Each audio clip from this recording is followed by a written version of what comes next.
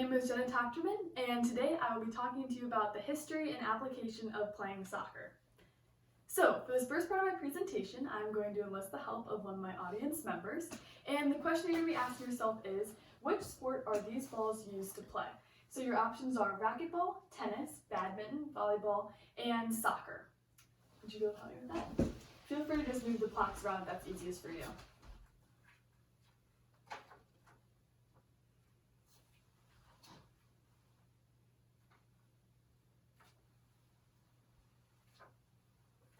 Okay, perfect.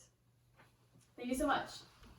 So, as you can see, we have 5 different sports laid out on the table, but the one we're going to be focusing on is, as you guessed it, soccer. So, a little bit about the history of soccer was that it originated in China over 2,000 years ago, but Greece, Rome, and Central America all began to practice similar versions of this sport over the course of time.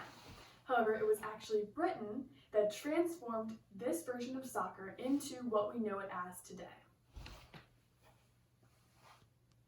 A little bit more about the history of soccer is that most countries around the world actually call it football, and the US is one of the only countries that calls it soccer, which makes a little bit more sense to me that people would call it football because you're playing the sport with the ball at your feet.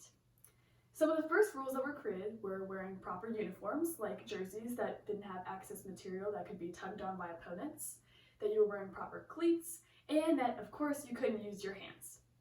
A few of the top men's players include Pelé, Diego Maradona, Lionel Messi, and Cristiano Ronaldo, just to name a few.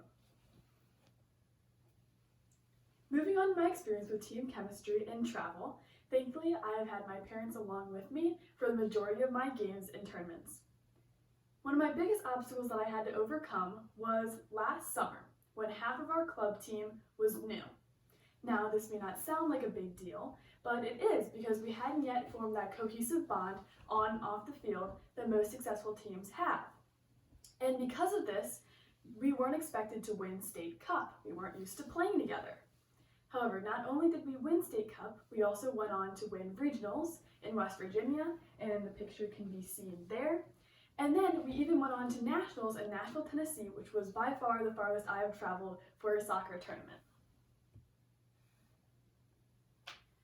A little bit more about how we formed this cohesive bond was through team bonding exercises. This included going out to dinner together, playing guard games in people's hotel rooms, and traveling places together. A great example of this was when we went to Nashville, Tennessee. We all piled into a minivan and traveled into the city to experience the food, the music, the shopping, all the attractions there, and that really helped us move from a group of players to an actual family.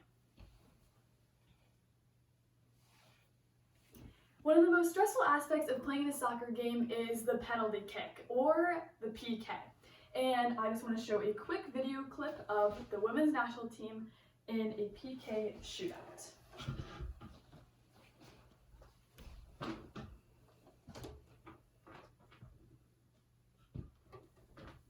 And hopefully you guys are able to see this pretty well.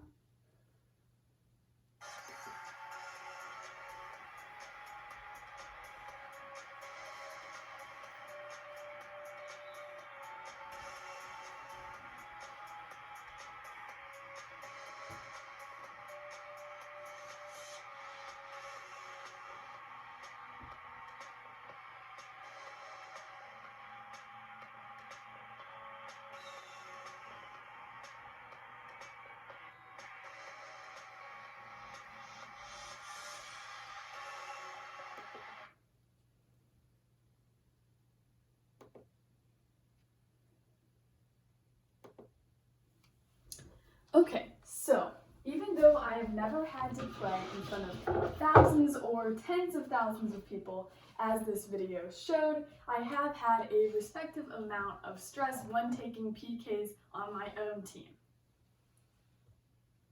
However, I feel that after playing soccer for about 14 years, I have learned several valuable lessons that can be both applied to soccer and also to life in general.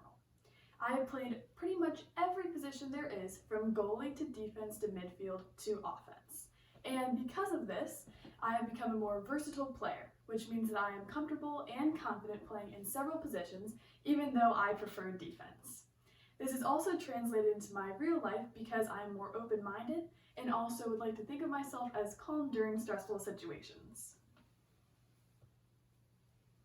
At this point, I would like to thank you all for your time and ask if my audience has any questions. Okay, thank you so much.